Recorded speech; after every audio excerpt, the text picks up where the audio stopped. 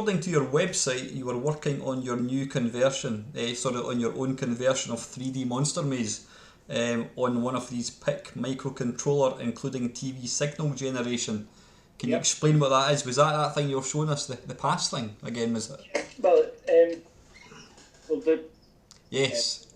That propeller chip, I've got a few of them on different boards, and I've made a console game, but a console. You connect 2 controllers to it, or 2 joysticks, and it's got an SD card and TV out, and you can play games. And I've done a couple of games. Done Mamemeister, obviously. I've done Scramble, Frogger, and a couple of other retro arcadey style games. And is that you writing the code from scratch up? You're not. Yeah. Yeah. What is it? What is it about? Obviously, you love to take things that physically should not be able to run something, and you're putting games on them. What is it? Is it the challenge? Do you think you like? I think it boils back to the specky days, when it was challenge to get an arcade games, which is something that shouldn't run on a specky, running on a specky. Mm-hmm. I think that's what. It's the challenge of being able to do it when others say it can't be done. Can't be done. Aye. Like with Dragon's Lair. Yeah. So are you always looking for, even now, are you always thinking of something else, right? What can I do now? What's my next challenge? Yeah. Aye. Yeah, it's a constant thing. I want to do 3D Death Chase and 3D Monster Maze for Pac-Man hardware next. All right. How does Mamemeister actually? I mean, I've not even seen Mamemeister running, or Pac-Man. How does it look? Does it look pretty good? Yeah. Does it look like an arcade version of Mamemeister? If that's you want a better word, I'll need to. Yeah, there's no attribute clash obviously, because Pac-Man hardware doesn't have attribute clash, but it's pretty spot on. Aye. Good, no, I look forward to trying that. Fantastic. Excuse me, just a wee dig here. You did mention on your website, new update for this site. I'm going to try and keep it updated. That was May 2006, so Yeah. severely lacking in updates. Yeah. So much has happened since then. That's the problem on these things, it's you start trying to keep something up to date, but before you know. Same with like forums, trying to keep up with what goes on in forums, and I just don't physically have enough time. How much? I mean, you get asked to not appear and all these things, but I mean you're a very active member of sort of the old school. Yeah. And you embrace. I mean, you obviously. I'm kind of jumping ahead to what I'm going to say here, but you obviously. There's a lot of people, I think. I mean, my mate Paulie Moz, who's currently writing this "Gods Were Our Gamer Were Our Gods." Have I got that right, Paul? Apologies if I haven't. And a few guys have come back and says, "Look, not interested." Some people, that was in the past. That was 30 years ago. You obviously embrace the thing. You still got an interest in the whole thing, and you enjoy talking about it. Basically, because they were the days when games were all about playability and not how they looked. It was how it played, how you interacted with it, and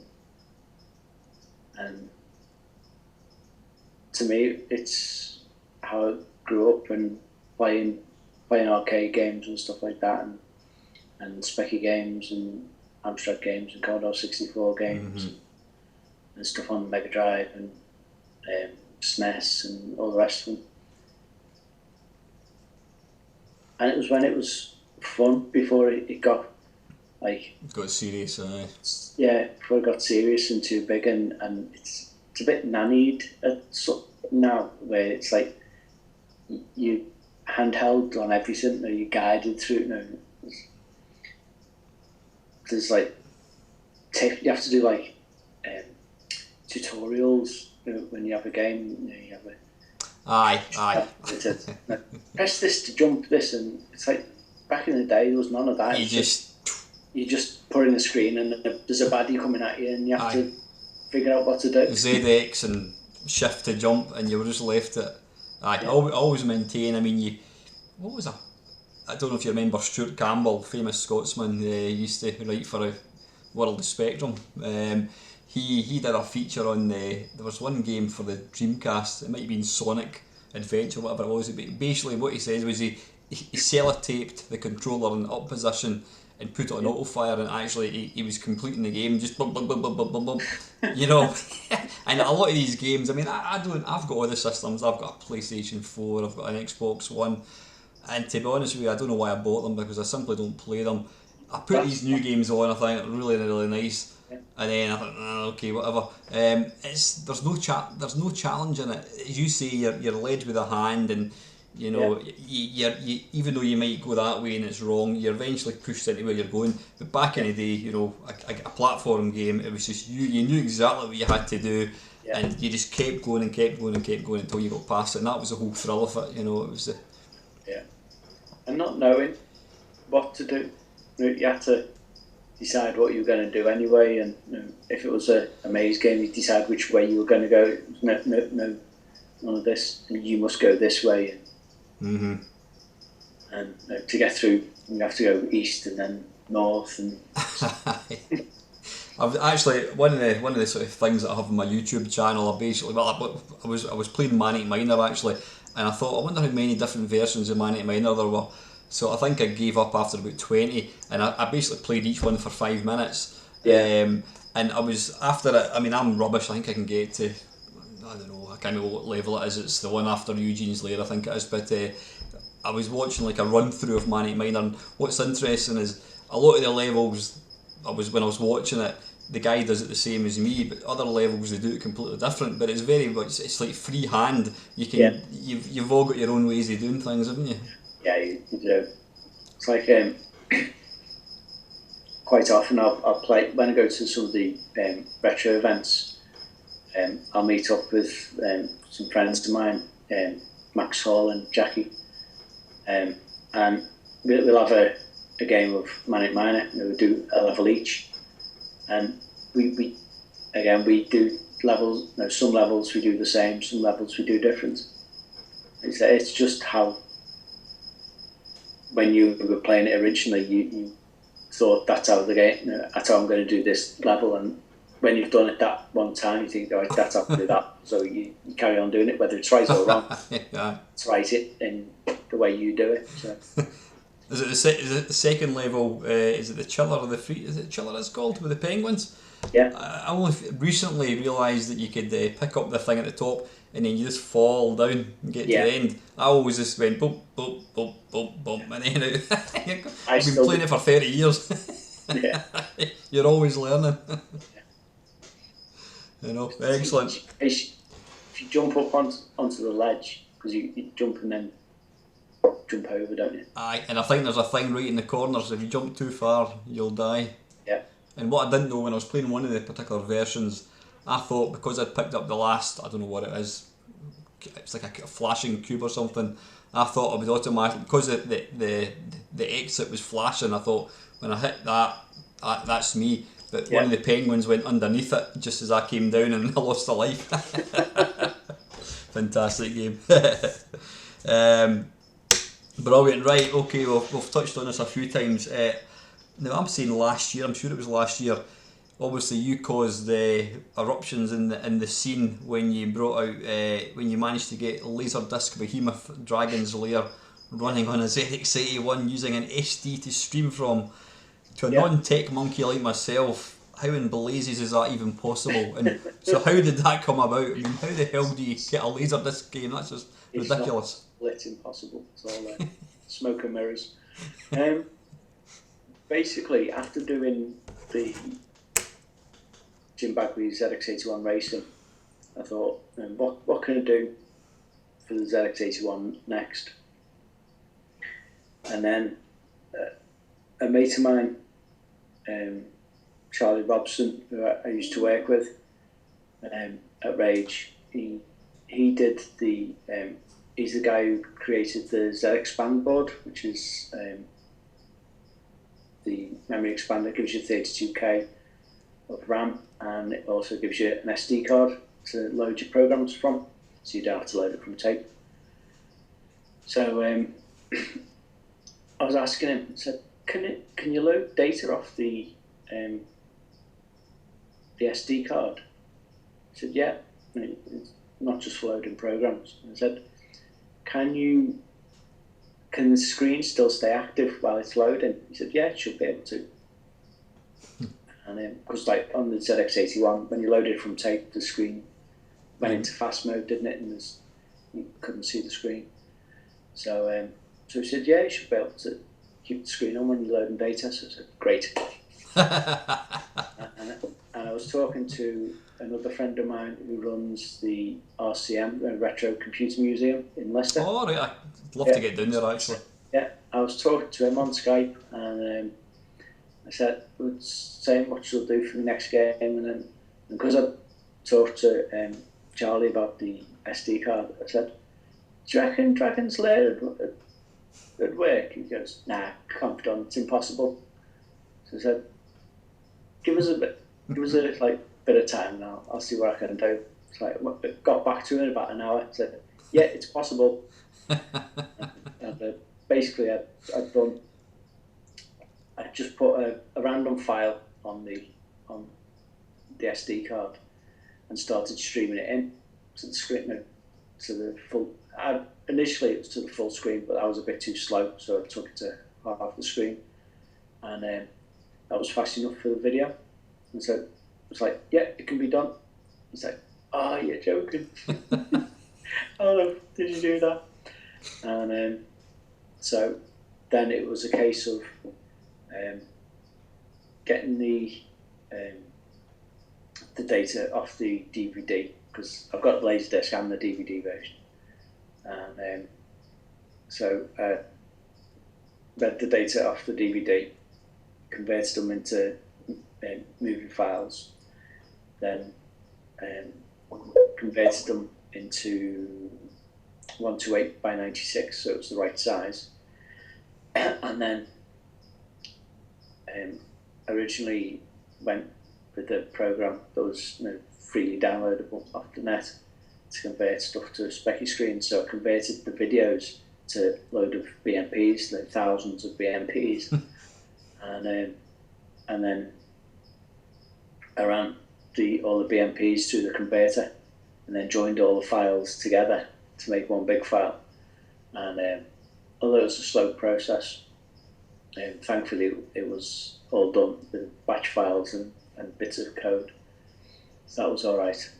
It kept it reasonably quick. I didn't have to type in for a line for each picture. And then although it did it, it was a bit grainy, and the only way you could see the image clear enough was using videoing it with your phone. So you'd have your phone playing, then you'd have your phone next to it, so you'd be watching it on your phone. I get you. It makes it smaller looking. It looks smaller, higher res almost. Aye. Yeah. So it also, because it was smaller on the phone, it would look like it was the greys would look like greys and stuff. So it looked like shades greys. Whereas when you're looking at it on a telly, like I was using a 24-inch telly. And it was just big pixels, and it wasn't brilliant. I wasn't happy with it. So then I thought, I've got to be able to do something to convert it to something else. So I spent the next month of evenings trying to come up with a different algorithm to convert a full screen 24-bit colour image down to 128 by 96 black and white. Ended up converting into grayscale, and then so I'd only have to cut it down from 256 colours down to black or white, and then I used a 2x2 dither, and then that only gave me 5 shades of grey in a 2x2 square. And what I did was did like an edge detection. So looking at the shapes, and then use that to change the grayscale that it was going to draw. I'd make it either darker or lighter depending on kind of outline it. Scene was. So it gives you like an outline around the pictures. And that made a huge difference. So I was quite happy with that, considering as well is it's not just, if you're converting one image, it's not too bad because you can change the settings on how you want to convert the image, the range of what colours go to what what brightness goes to what fit 5 shades of grey you've got. And so I had the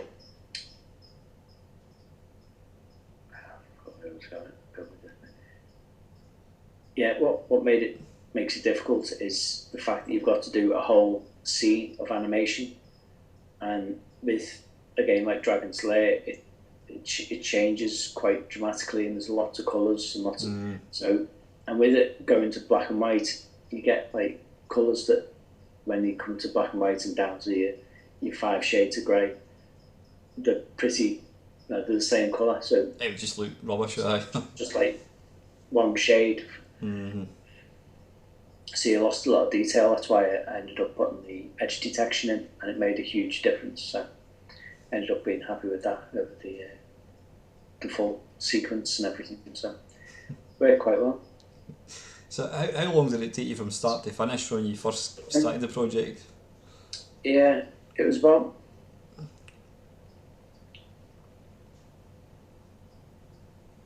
it was an hour to code the initial streamer to read it off, and then it was about a month to do, month of evenings to do the converting all the video. And then once I'd done that, it was a further month to do the all the gameplay, finding out where it goes to and then stops. Well, when you press a certain direction, just putting all them in for all the different scenes. It was just getting the time to do it now because it's. This was always a hobby that you're doing out with you. This you were doing it at night time. Stuff, yeah. Yeah, it was about 2 months and a couple of hours. So, at what point did you? How did you actually release it onto the scene? Was it through Twitter or something, or was it a video? Or I showed it on video, and like everyone was like, saying it can't be done, and then so I'll show it at the I first showed it at RCM actually, because it was Andy Spencer I was talking to when I was doing it. So I showed it to them first, and Kieran. He does Atari stuff for Retrogate, Atari. Oh, but is it Brennan? Does he work for Retro Gamer? Writes for Retro Gamer? No. I think he do. Glasses, I can't remember. I think. I know the name. Yeah. I've got Retro Gamer. I do read that. Yeah. He did a video because he was at RCM. Right. And he got a load of views on it and stuff. So, and so yeah, it went down well. And then I showed it at Play in Manchester. Aye, yeah. And when I was there, I was speaking to I just forgot his name. One of the guys there, another guy who's interviewed me actually, because he interviewed me there and at Play. And he said he did some work with Digital Illusions, the guys who own the IP for Dragon's Lair. He said, why don't you sell it and get permission off them to sell it? I said, okay, I can try, can't I? So I phoned them up, sent them an email, and he said, yeah, they were okay with me selling it. So it was quite nice. Obviously, with it being on a ZX81, and you have to have the ZX band as well. The sales were never a big seller. It's just a really niche market.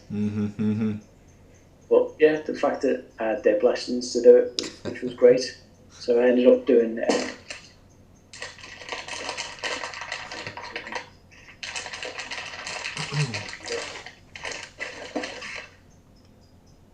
I did a little SD card. Fantastic. It's funny. I mean, obviously, you know, when you look back at some of the real the average ZX81 game, it was just chronic. And if somebody was to say, look at what you can do, it would have blown people's minds. But I suppose the fact that the technology that you used simply wasn't around then, an SD card didn't exist. Yeah. You know. Look at this game on ZX81, and it'd be like, sod the ZX81, that's 32 games on a little. Yeah. Yeah, it would blow minds, that wouldn't it? Absolutely crazy. So what does your wife and kids think of what you do, like with things like that? Do they like, yeah, whatever, Dad? Or Well, yeah, they're used to it now. They love playing games anyway, so. Do they? Yeah. Like, my youngest daughter loves playing the little mini arcade cab we've got. She loves playing the fighting games. And, So, what about yourself? I mean, do you play games? Are you an active gamer still? Yeah. Yeah. What's your sort of favourite system at the moment? Is it old style or is it? Yeah, it's mainly arcade games. Is it? Yeah. Yeah. And what else?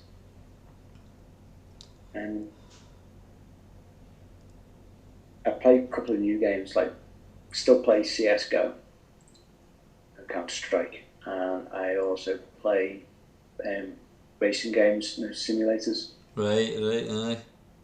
I'm playing Project Cars at the moment. I used to play R Factor, got swapped over to Project Cars. I've been quite enjoying that. My brother-in-law comes round on every Wednesday, and we have like a race night. A bit of mash-up, aye. And basically for the past about 4 or 5 years now, I've been racing around the Nürburgring. Oh, right. One car. Right, superb. It, yeah. So what do you play? Obviously your arcade. Have you got any arcade machines at all, or is it all sort of done through MAME? Yeah, I've got Cabal, I've got Midnight Resistance. Have you? Excellent. Are they upstairs or are they? Yeah, I've got Pac-Man. Pac-Man Miner Man. Don't go bringing the arcade card down. You're all right. Yeah, I'll try and show you it.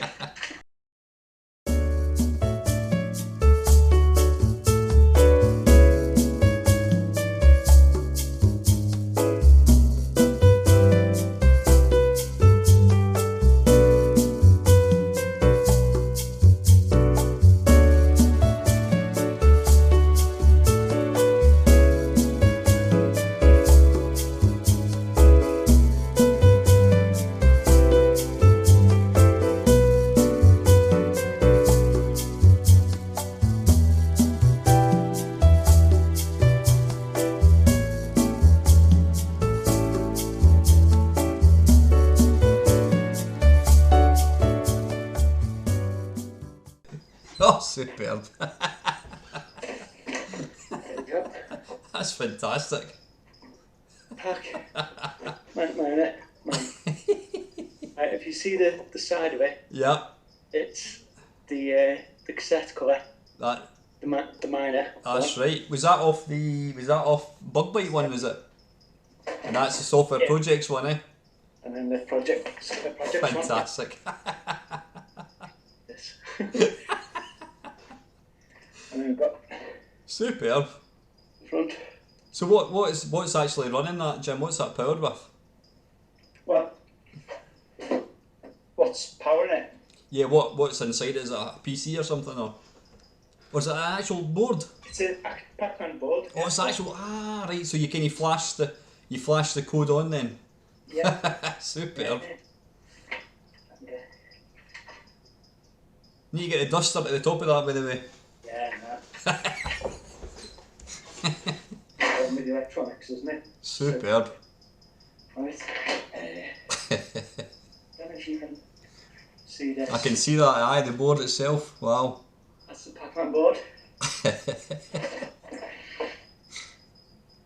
Yeah.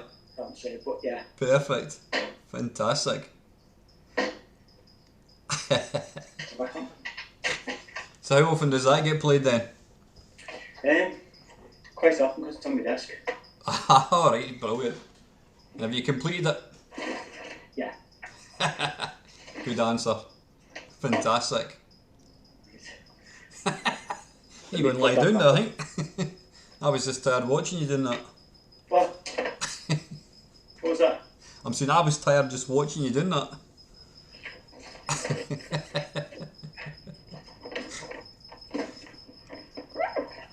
Superb. Yep. Right. You sit down. Pressing over. And thanks for that. That was a bit of a treat there. Yes. Aye, so when you're playing, I mean, do you play other like arcade games on MAME or that kind of stuff? Yeah. Scramble. Defender. Pac-Man. Very much the classics then, eh? Yeah. Tapper. Play Tapper with Izzy. We're getting good at it. Play Mr Do. I've been playing a lot of them trying to do the 100k challenge. Ah, right, okay, yeah. Yeah. I'll tell you a game, again, one of the features that I've got is I call it I want to be a video game champ, and I basically pick a game, random game, and I try and get good at it, and I usually fail miserably, but one game that I picked, and I've always hated the game, and I thought it looks crap, and it's Berserk. Do you know it's one of my favourite arcade games now? It's a fantastic game. It's a great game, It's isn't it? brilliant. See, it's probably one of the easiest looking games, but it's as tough as old boots. Yeah, it I is. mean, most people get maybe 500 points. Yeah. It's a phenomenal game. I love it to bits. It's one of the games I play all the time. Yeah. It's hard. I mean, I'm up to, I think I got over. In fact, it's quite funny. I was playing it about 2 weeks ago, and apparently there's a Berserk myth, or not a myth. There's a curse. Apparently, there was 2 people that died shortly after playing Berserk, and they got to like 16,000. Apparently that's true. There was a guy that he played it and he had a heart attack after it and died. So if you get over 16,000, then you run the risk of dying. But I'm up to 17,000. But I know that Mr Studley, he's looking for a new challenge, and he was telling me that I think Berserk 1942, maybe he's going to go for the world records. But aye. Speaking of world records, Dragon's Lair might possibly be in the 2017 Guinness Book of Records for games. Oh really? Aye. Largest x81 game. Right. So I've just been like doing the paperwork for that, and hopefully get it in time. Brilliant. The next issue. Excellent. Is there any game? What's your favourite? What's your favourite arcade game? Favourite arcade game? Ever? I suppose it'd have to be Scramble.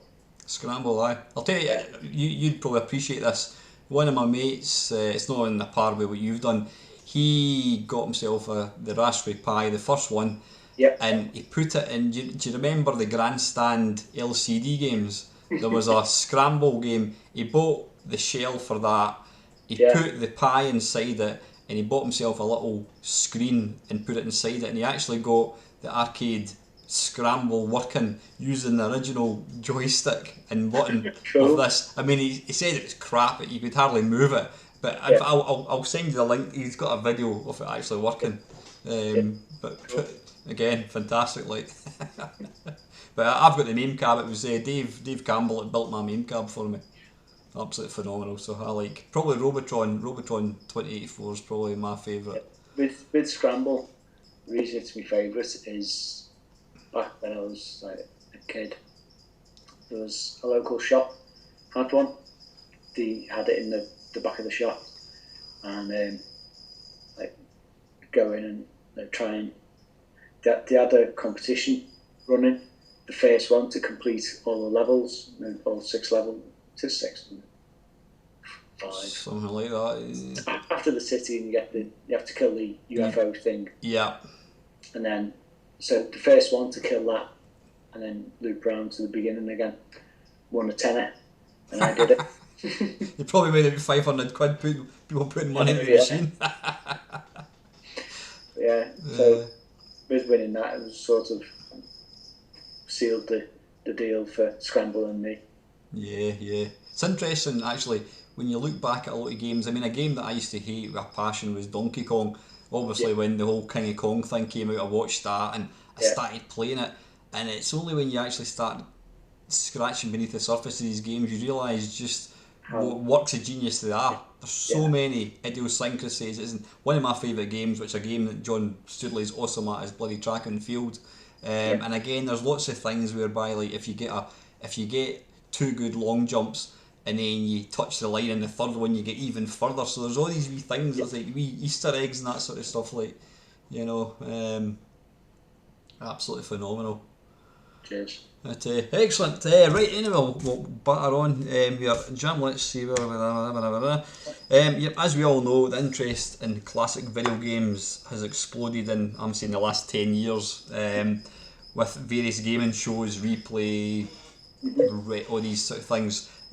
Obviously yourself, along with other guys like sort of well-known faces from the scene, Archer McLean, Jeff Minter, the Oliver twins, all you guys have continued to kind of support and embrace these events, and you seem to enjoy the whole nostalgia and recounting stories to your legion of fans, while other names from the past obviously want to kind of forget it and move on. What would you say, what is it about the scene that you enjoy that, makes you want to go along and talk to people about games that you made 30 years ago? It's back in the day when we were making the games, we were sort of kept away from everyone, and so getting the feedback has been, over the years, has been nice. It's been nice knowing that people actually did enjoy it. It wasn't like what it said in the mags, because we knew the mags were half the time paid for by it, and like the publishers and stuff, so you can never judge the mags or the the charts or anything, because they're always paid for, aren't they? So it was, like I say, it was nice getting that kind of feedback from people who played the games. I mean, I've had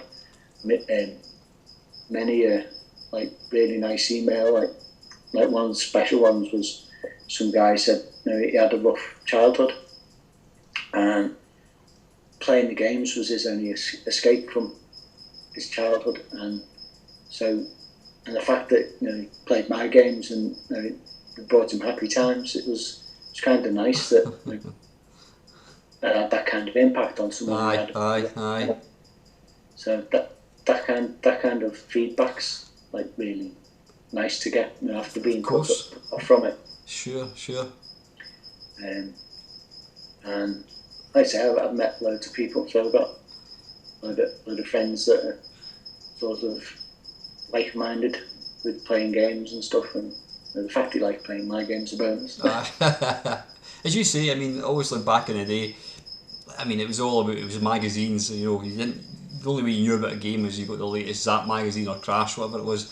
And so, as you say, as a programmer, the only feedback you got was, well, that was a shit review or that was a great review. But obviously, with the advent of the internet and social media, you're now getting feedback from people who actually played the games, and it's.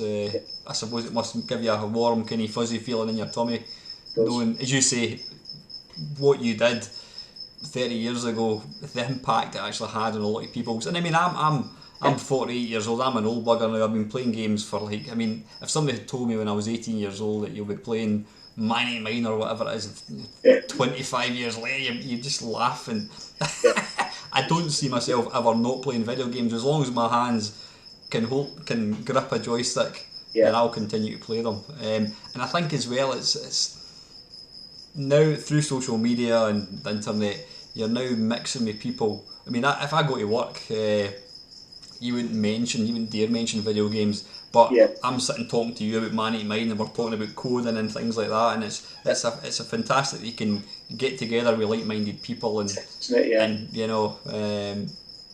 Brilliant. Aye, no, tremendous. Enjoyed at his games. Yeah, absolutely. Good stuff. Let's see, we're almost at the end of this one here. Oh, we've just covered that, obviously. I'm just saying, I'm guessing you must feel pretty special knowing that you had a huge bearing on a lot of people's lives, even to this day. I mean, the thing is as well, apart from that, I mean, when I think back, actually, virtually all my life, where I've gone, friends, and that, it's all been through computer games. Yeah. Every one of my friends But has been through computer games. Social thing, isn't it? Even like to the point of like back in the school playgrounds, the Specky or Commodore 64, it was still a social thing. You have your friends that had Speckies, and you talk about your Specky games. So friends that had 64s, and you talk about 64 games. Yeah. And I dare say you've probably influenced a lot of people to get into computer programming, and they're probably making that's their job now. Yeah. You know, so sure. I have a lot to be proud of anyway. That's fantastic. Yeah. I'm kind of jumping back a wee bit here. Why do you think early games still stand up now? I mean, what would you? I don't know. Say that you pick 10 of your favourite games. Would you? Why do they still stand up now? Or do you think that a lot of games aren't as good as they were? Or?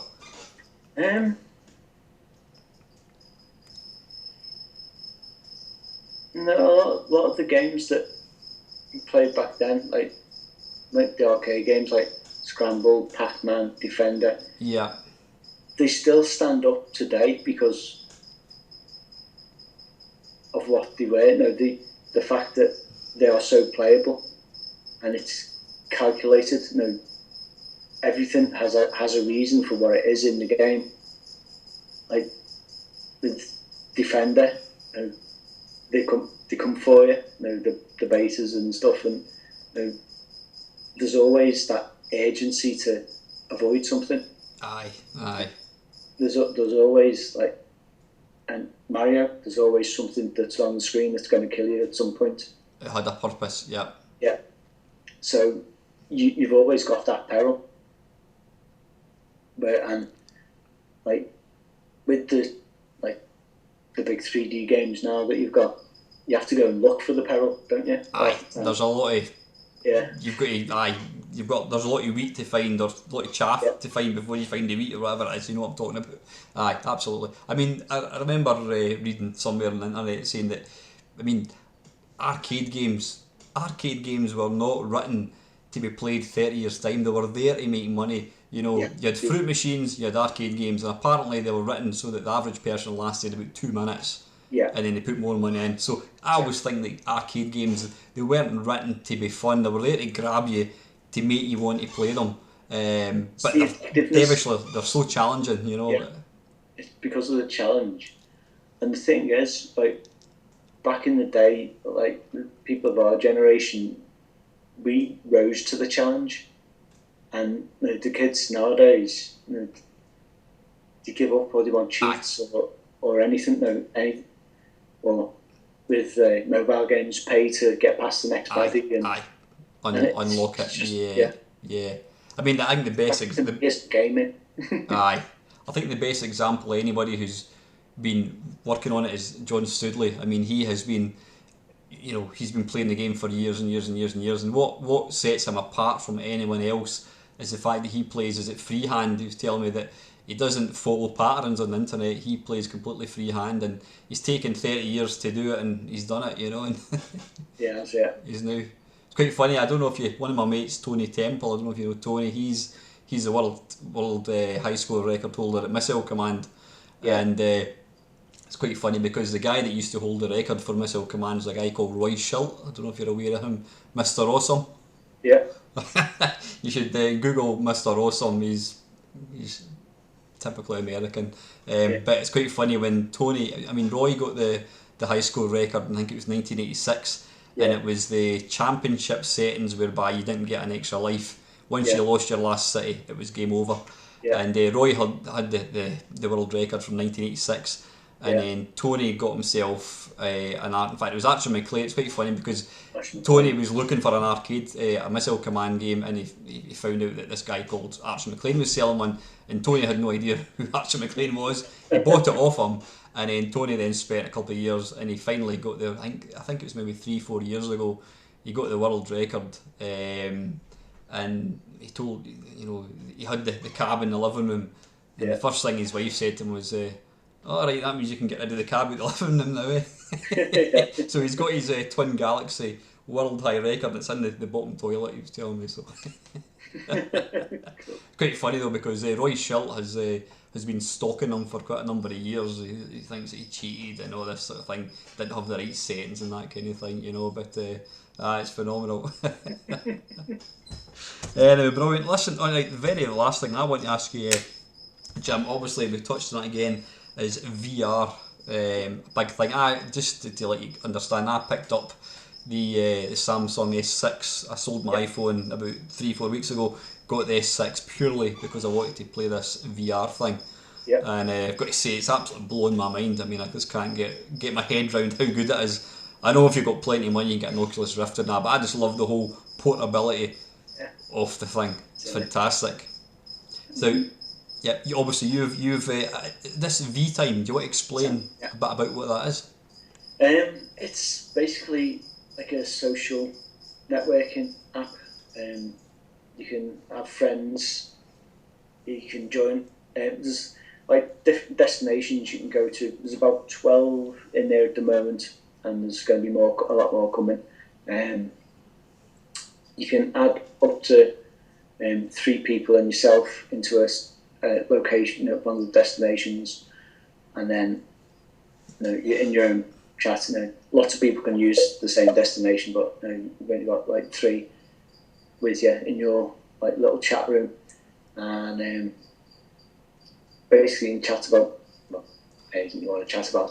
But you're in this environment where you're taken like to the Arctic or out into space or on the edge of a cliff or in the wilderness or out camping or in a cave or all sorts of locations. Really nice locations. Like we've gone to town with pushing to the limits what the phone can, because you have to keep telling yourself that when you're looking at it, this is actually running on a phone, not a PC or anything.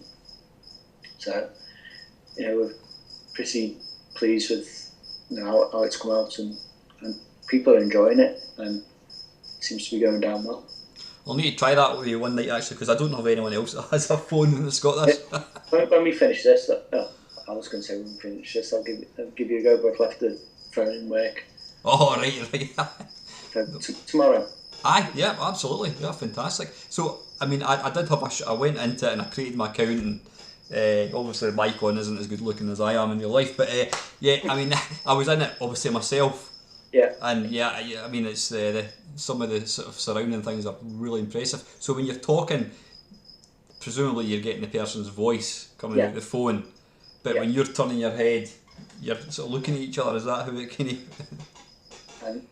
When you're looking at them, it's got head track on. Aye. So when they're looking at you, and if they're looking over the side to you, if they go on your side, and you can see them looking at you, and they can see you looking at them. Or like when you go to the Arctic or in the cave, you can see your breath. Oh, really? When you're talking? So it's like I say, we've gone to town on the detail in the backgrounds and that. So is that what you're currently working on at the moment then? Yeah.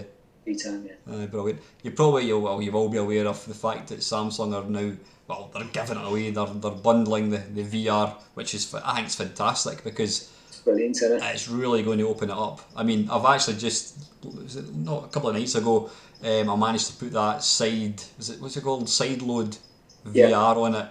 And I was watching my YouTube channel on an IMAX. That's terrifying.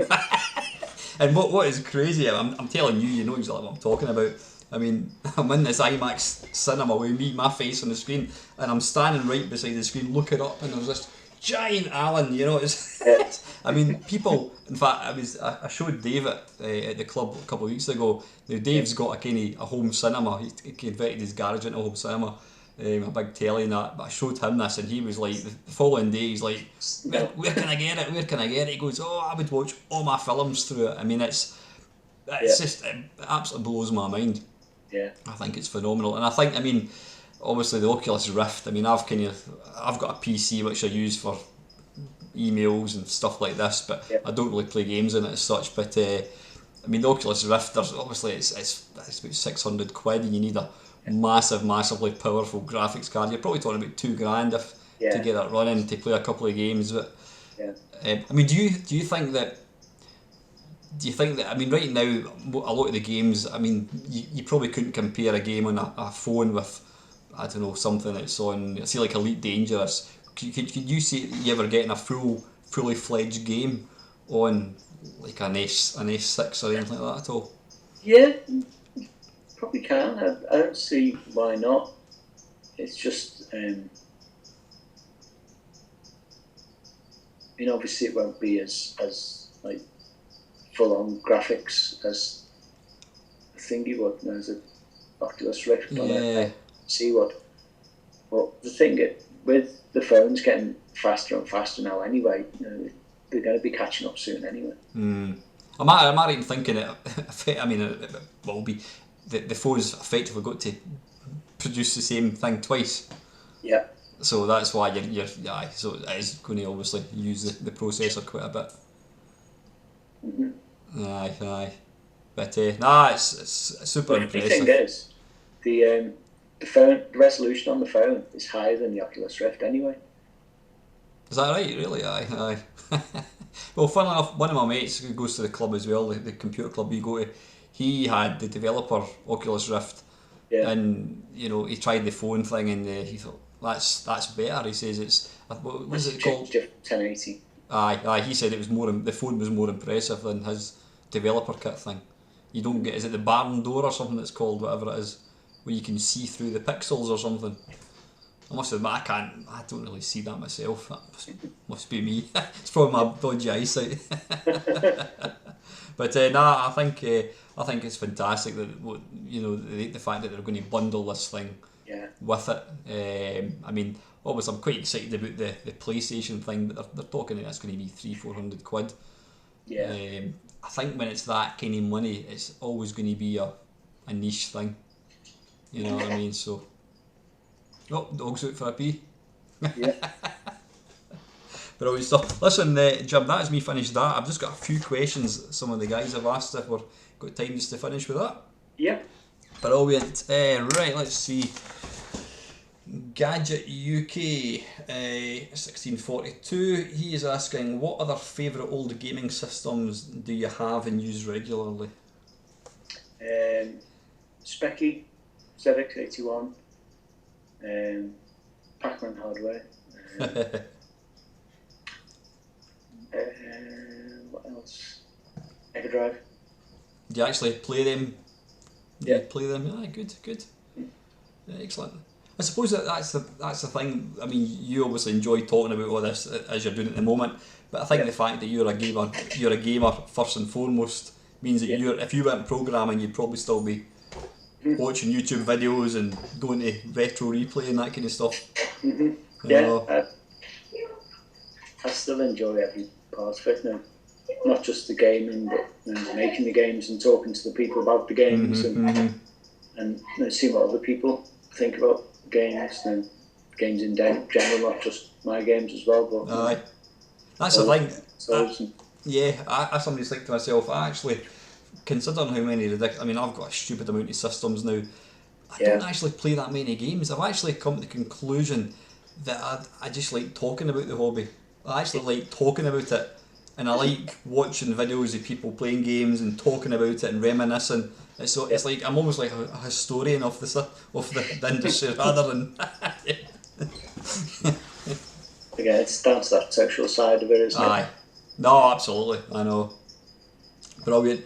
Even single player game isn't a single player game because you talk to your friends about it and it makes it multiplayer. Aye, no, absolutely, I know.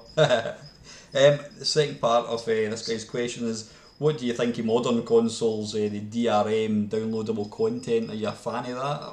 I hate them. Aye. Absolutely hate it. I mean, like I started doing mobile stuff a little while ago. I did Apple Bob for the iPhone, and it was just at the time when it was like the race to free, and race to zero, or whatever it was called, where no one wants to buy anything anymore. They'd rather like watch adverts, which I absolutely hate. Watching an advert when you're trying to play a game, or the fact that you'd have to pay to speed something up, or pay to get past the next level. I'd rather just pay once for the game and have the whole game. Yeah. EA's favourite is buy this brand new Call of Duty or whatever game, and then you get like 5 levels, and you can buy the next 5 levels on the download. It's like, well, shouldn't they have been part of the game anyway? Paying like 60 quid for a game, and you expect like some decent amount of levels, not just 5 levels when a game. So yeah, I don't like it. I don't like the DLC I think it's the way the industry's going now. People. I don't play mobile games at all. I mean, I think. Yeah. No, I've stopped playing mobile games. I think I've got Grid Runner by Lamasoft on my phone. That's it. I don't play games. What was I going to say? I completely forgot where I was going with that. Anyway, but I'm totally the same now. But what always amazes me when the Daily Mail, as you do, you'll get an article that some kid spent £2,000 buying like chips for Farmville, whatever it is. You go to some of these store things, whatever it is, and you can buy like a million for like £72. Why would you? Why would anybody pay £72 for like virtual currency? And that's just absolute bullshit. I mean, it's nonsense. And the fact that people do it blows my mind as well. Aye. So how would you do it? You're actually not. You're not getting anything for your money. You're giving money for nothing. That's what I was going to say. Yeah, I think the mobile side of things, as much as we're now. That's obviously where the industry's gone. You've got people, women playing whatever it's Candy Crush and that kind of stuff. But people aren't prepared to pay money for games because they want it for free. If it's more than 99 pence, then that's a ridiculous amount of money. It's kind of changed the way people perceive games now, I think. But I'm not. I must admit, I'm not a fan of downloadable content. And the last part of this one is, what is your favourite old game? And it's got to be before the PlayStation and the Saturn, and why? Favourite old game? You can't pick your own. Scramble. Scramble, yeah. You've told us why, yeah. And Star Wars, the original arcade one. I think that's everybody's classic, eh? It is. Brilliant. Moving on, Lactobacillus Prime. That's Mark. He's a good mate of mine. He was saying here that you were kind enough to let him use the Android VR headset at Replay in Blackpool, I think it was. The colour was that only afterwards I knew that it was Jim. You probably, I don't know if you remember Mark, he's about 7'2". Yeah. Gigantic. You remember him, aye? Yeah. He's Dutch, lovely guy. He bought my iPhone 6 so I could get the S6.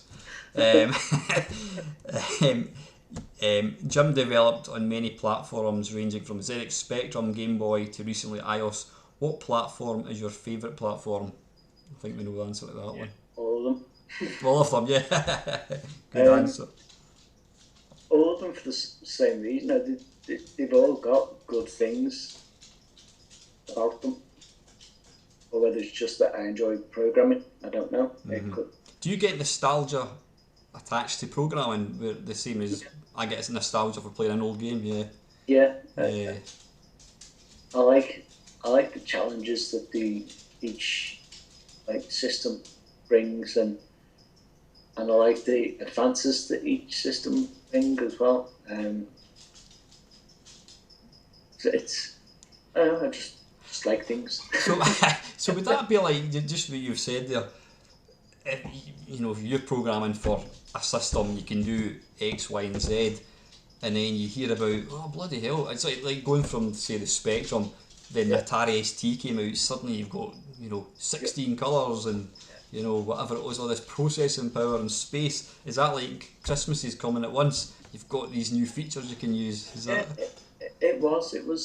It's like when after the Specky went onto the Game Boy, the original Game Boy. It's like, wow, you can use sprites, and it's got hardware scrolling, and it didn't matter the fact that the screen blared if you scrolled it. But yeah, it was sprites, and it was just a nice. It was just a nice change. It was different. It was expanding my horizons, I suppose. Of course it was, on sort of new territory and that kind of stuff. Yeah. I just like learning new things and new systems and challenging myself. So. And that's why you've continued to do things with things that shouldn't be possible, really. Yeah. Brilliant. I'm just looking at the time here, it's 11:45, so I better batter on with this. You've got work in the morning, as I have. Let's have a look. Is developing games easier now? Is it easier to develop games now than it was back then? Would you say? It's a lot more time consuming now because you've got to put a lot more in it visually. There's a lot more art and, like, especially with the 3D stuff, a lot more goes into it. But it's still all boils down to, when you start off, you get your character in, you get it running around and jumping and doing the main task of the game, what the game is, whether it's shooting things or jumping over things or whatever, and that making, and then you make the game around it. So it is and it isn't. It's still making a game, just some things take longer because there's more. I suppose games technically have got to be more polished now. You wouldn't get away with some blocky game. No. On a new system, yeah. No, you wouldn't. Brilliant. Yeah, you got to put tutorial in and DRM and. We'll not even go down that road. Yeah. Right, I think we've answered this one. What was the first video game you played? I think you said, was it Pong? Was it? Yeah. That was your Binatone Pong. Number 4. What made you want to start programming computers? It was just arcade games. You wanted to know how they worked, and you thought you could do better, aye? Yeah. Yeah, fantastic. Not that I thought I could do better, just I wanted to be able to make. You were interested. Yeah. Oh, it was the desire to be able to make the games at home, so I could play them at home instead of having to go to the arcade. Save yourself money. Yeah. I'm sure if you had your talent, would all have done that. Just make. Yeah. I remember Matthew Smith said that he just used to, I want to play that game, well, I'll just write it. Yeah. What made you decide to program games instead of spreadsheets? Well, that's a good answer for this, which I like. It's one I said a little while ago when someone asked me. It's, to me, the games is like doing magical things with numbers. Because I was saying with the programming, it's all about moving numbers around in memory. See, with making games, you're making numbers do magical things like jump around and stuff. And when you're doing spreadsheets, I call them dead numbers because you're not allowed to change them. You're not allowed to do anything with them. It's got to be exactly right what it should be. This plus this, it should equal that. You can't make it blow up and cover the screen or do anything. You can't make it jump around. Mm-hmm. Turn it into Space Invaders. So, to me, spreadsheets are dead numbers. Because it's static. They're restricted. Aye, there's no restricted to being able to do anything with them other than what they're supposed to do. Whereas with a game, it's free. You can get it to do anything you want it to do. Could you theoretically write a game in Excel, do you think? Because you can't really draw graphics as such. Well, you've got macros, I suppose, eh? Yeah, I don't know. I've never. There you go. There's your next challenge. Yeah. Call of Duty in Excel. Running in Windows 3.1. Yeah. I'll leave that one with you, yeah? I think I'll give that one a miss. Still in the spreadsheet, it's dead numbers. Right, I think, again, you've touched on this one as well. Mark's asking, did you have a tutor or were you... What? Autodidactic? Never heard that word before. Autodidactic. Did you teach the programming to yourself? I think Yes. you said you did, didn't you? Also, didactic. I've never heard of that. Have you heard that before? No, I've never heard of it now. Didactic. Didactic.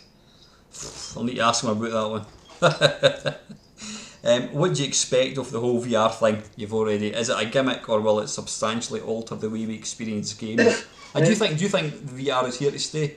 I hope it is. It'd be nice if it is. There's a lot of companies like Google and that, and Facebook, Samsung, and all going into it heavily with, even and Sony. They're all, and Microsoft even with the HoloLens. They're all putting a lot of money into it. So hopefully it'll be like the next stage of computer games, or whether it's just a fad, I don't know. I hope not. I don't think it will be. No. It depends on how many people, well, how the programmers make it so when you're travelling, you don't get sick. Aye. So the problem with VR at the moment is if you're moving in the game and you're not physically moving, and then say you're looking straight ahead, and then in the game you're strafing to the right. Yeah. It kind of messes with people's heads, so then you kind of get nauseous. So the games, which is why in V Time we've got the characters sitting down, because that way it's all relaxed and you're not moving around, so there's less chance of feeling sick. So with the head tracking, that has made a lot of advances in the games, but you're then tied to the size of your room. So if people have got a small room, then you have a small playing area compared to someone who's got a bigger room. And it's like with the Vive and the Oculus, with having the not Oculus, the Sony one, and the Vive and the Sony PSVR, or whatever they're calling it. They've got the head tracking and the motion tracking as well, so they know when you're moving forward. They know you're moving forward, so it moves around how much you are moving around. So it's sorts of. But again, you're only playing in little confined areas, confined to where the room you're playing area is. So that does feel fine. When you're in there, because you've moved your head that way or whatever. You know that it feels right when you're in the headset. But with the untethered ones where they haven't got the actual movement tracking, it's just like the rotation of your head. Yeah, they're the ones that if you're moving too far without actually moving that direction yourself, it makes your head a bit funny. I know, I find that. I mean, there's a couple of games. I mean, on that side load VR thing, somebody's converted Quake, and I tried it, and it's bloody impressive. But as soon as I turn, I'm like, whoa! After about 5 minutes, I took it off, and I kind of felt nauseous for the rest of the day. Yeah, especially if it's a fast action one. Aye. So I don't think there'll be Call of Duty just yet on. No. In VR. But I mean, I love it to bits. Sorry, Jim. I think it's just going to take games a different way. A new style of game will come out of it, which would be good. Maybe puzzle games or and little things that interact with your surrounding area and stuff like that. One of the things that I enjoy the most in the VR thing, I mean, I love watching. I've watched a few films on it, and that is phenomenal.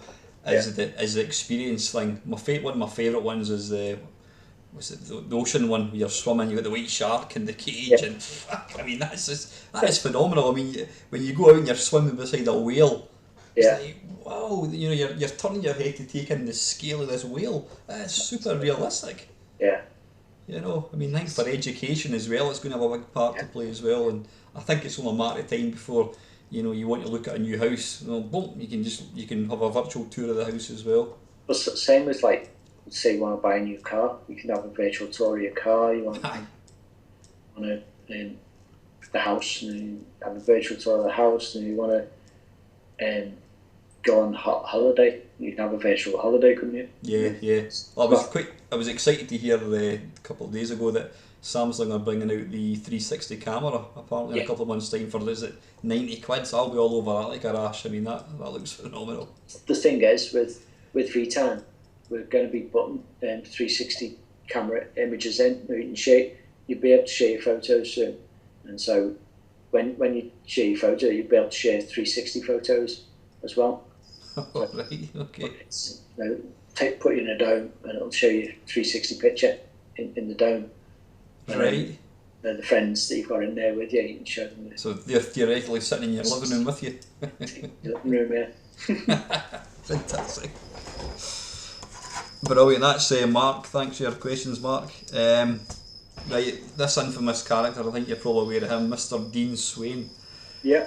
Can you ask Jim if he plans to return to the programming of the ZX Spectrum version of Double Dragon that he started many moons ago with that good-looking chap Dean Swain who was doing the graphics?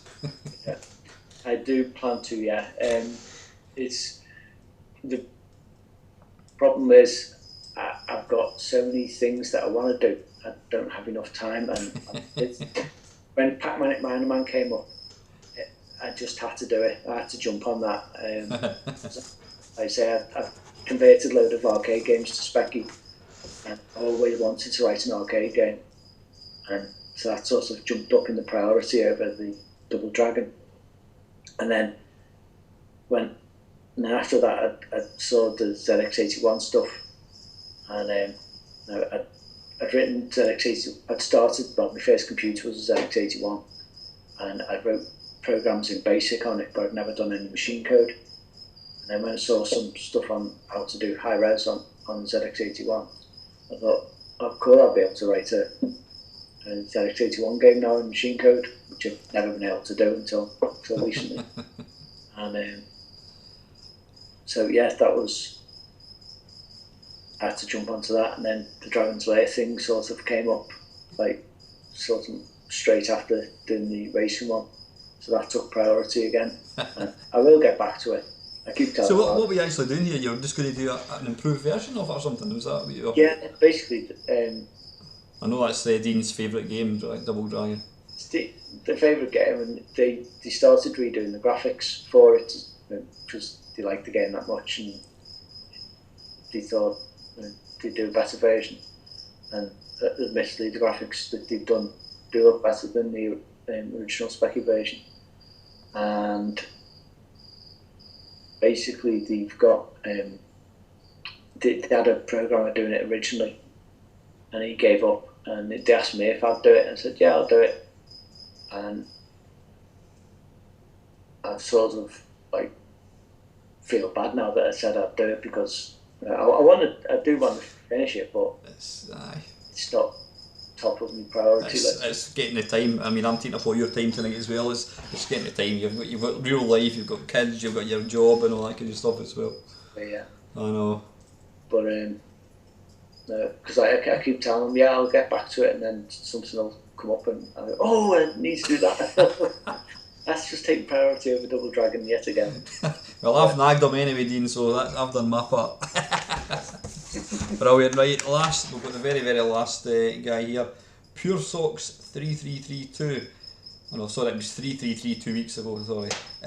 If you were to delve into programming a labour of love in the Specky or the Amstrad, and he's got in brackets, preferably Amstrad, as we have seen what skills you have in the spectrum. How much knowledge have you gained or lost in the years that have passed since the heyday? Could you write Midnight Resistance tomorrow from scratch? There's been talk of that. I do want to make a full colour Amstrad game, a 16 colour Amstrad game. Because I never had an artist back in the day for the Amstrad stuff that I did. And a guy called Stephen Day, I don't know if you've heard of him. No. He did the Commodore graphics for a couple of remakes that have been done recently. And he did some graphics for the Amstrad version of Donkey Kong Jr. that I'm working on. Oh, right, yeah. Yeah, for the Amstrad. That's a 16 colour one. Again, that's... I don't want to tell Dean, sorry Dean. But I'm looking at something else. But yeah, I want to finish the Amstrad version, but before I finish the Amstrad version of Donkey Kong Jr., I want to do Bomb Jack for the Vectrex. Oh, wow. Yeah. I didn't know you did the Vectrex. That's my favourite machine of all time. Yeah. The Vectrex, love it. I didn't until recently. And a friend of mine had one when we were at school. I loved it. It was a great little system on it. And I need to find one on eBay. And Have you not got one? yeah, I want to get my own one, so right. The game on a real cartridge. And but yeah, I want to make Bomb Jack for it. Because I was thinking, what kind of game could I do? And I'll Bomb Jack anyway. You know, like when you're asking what favourite game, I've got millions of favourite games, but actually tomorrow will be a different, won't it? it'll always be Scramble and Aye. Star Wars. What do you think? Have you tried Scramble in the Vectrex? It's absolutely fantastic. Yeah, it is, brilliant. It's a brilliant version. Yeah, so I'm not doing that one. It's been done already. It's been done already. This one's been done. So I thought Bomb Jack, because I love the Amstrad version of Bomb Jack. It's fantastic. Was it? Yeah. It's probably the best 8-bit Bomb Jack. Really? That's the Commodore 64 spec in Amstrad. I think the Amstrad one's the best. See, well, somebody's currently trying to do a better version on the C64 of Bomb Jack, because the C64 one was pretty crap. Yeah. The graphics were half finished. You had the bomb and you had the kind of black square around it, which was like unheard of in the Commodore. But have you seen any of the sort of newer games that are coming out in the Vectrex? I mean, some of them, there's probably my favourite is Time Pilot. Yeah. I bought that, I actually got the game, and you get the guy produced the colour and overlays, and it's just phenomenal. Yeah, it's absolutely great. Phenomenal with these guys, and the sound as well. I mean, there's there's what's his name, Alec Herbert. He was like a big shot in the Vectrex. I don't think he makes games anymore, but he brought out it's like Defender called Protector. Yeah. And the sound, I mean, the music. If you put it on and say what machine's that, somebody would probably say Commodore 64. No, it's actually a Vectrex. It's phenomenal what people are doing with these things. So I'd love to, if you need, I've got one of these cartridges you can put ROMs on, so if you're needing anyone to beta to play test any of your stuff, then give me a shout. I would love to be able to help you. Superb. Yeah, I'm just at the stage of getting Jack on the screen and getting him moving around. Alright, so you've got a Vectrex now then, aye? No, I've got an emulator. Ah, right, okay, so you're still looking for a Vectrex, aye. So once I get it jumping around on the platforms, before I get the baddies in, I'll send you the ROM over. Good man, I can test it on the real hardware and I can make a video for it if you need to see it running, whatever. Yeah. Right, fantastic, brilliant. We are all would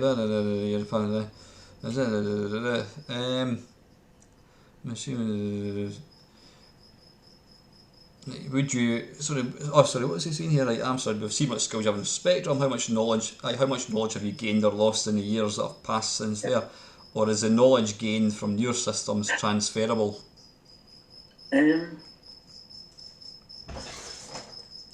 It's different because the stuff, I haven't lost it. You still know it, but you don't use it because the way you program things, you don't need to cut corners as much. I mean, you still cut corners, obviously, to get the most out of the new systems, but you don't need to do approximations to routines, or, like I say, just cutting corners in general and unrolling routines to get it going a bit faster, and you tend not to bother doing that with the new stuff. It always amazes me when that, I mean, my mate Jamie that did the evil stepfather on the Atari 2600, and he said he had like 10 bytes left. He thought, I'll put in a tune, and he made a tune up. It's like, how can you do that? Whereas obviously now it's like infinite. 16 gig for the latest. Well, in fact, I think we're up to like 50 odd gig for a PlayStation 4 game now. Yeah. So I suppose like disk space is. I think it was Midnight Resistance. I think that I had. It was after the 128K. It was about 10 bytes left. I think. I don't remember one of the games that I wrote had 10 bytes left. And is that literally 10 characters left? That's it. That's it, yeah. That's what you call using. And I must admit, the music in that is excellent. When I was playing it tonight, it was really, really good. Yeah. Fantastic. I don't know. So. Well, that was one of the reasons why I put the sound effects through the speakers, because I didn't want to see what they used to do with the games is they cut a channel out for the sound effects, so the tune would like get cut into the tune, whereas with Midnight Resistance I put all the sound effects on the speaker with the beeper, and that way the music could just play on all 3 channels of the AY chip. So did that allow you to then also have the music playing while you're actually playing the game without any slowdown? Well, it's not with slowdown, because you still having slowdown, because you've got the sound effects playing as well, which is harder to do than just sending a couple of bytes to the AY chips. But yeah, with doing it that way, you're not getting the music cutting out. When a sound effect would play. I get you. Yeah. So it sounds a lot better than. You could have both simultaneous, as opposed to having to. If you want to play one, the other one has to stop for a second to let you kick in with that. Brilliant. And the very last one you've already talked about, Dragon's Lair on the ZX81 is superb. I'd love to know some backstory in that piece of genius. Well, you've already told us that. So anyway, listen, that is us. It's only about 2.5 hours longer than I thought it was going to be, Jim. But listen, mate, what can I say? Thank you very much for taking time to sit down with me. I'll send you the link. I'll probably I don't know if anybody would listen to 3.5 hours in one go, so I think what I'll probably do is I'll probably put out 2 separate videos. Keep them hanging. So listen, Jim, thanks very much, but if I can help you with anything at all, any beaters you want me to check out, I'd love to do that, and I'll definitely see you in Glasgow when you're coming up, but maybe tomorrow night if you're free. Drop us a wee thing in Facebook and we'll give the VR thing a shot. Top man. Anyway, listen, mate, you go off to your bed, and thanks again, Jim. You take care. Right. Night, buddy. Cheers.